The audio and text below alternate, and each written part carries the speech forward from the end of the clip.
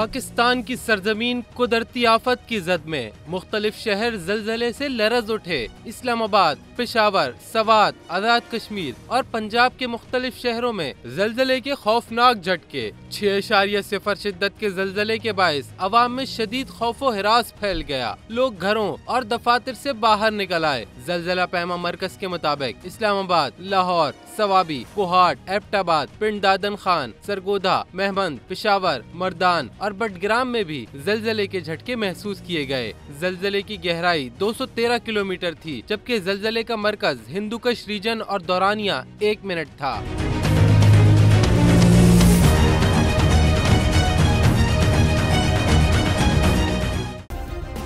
Subscribe करें और bell दबाएं ताकि कोई खबर रह न जाए।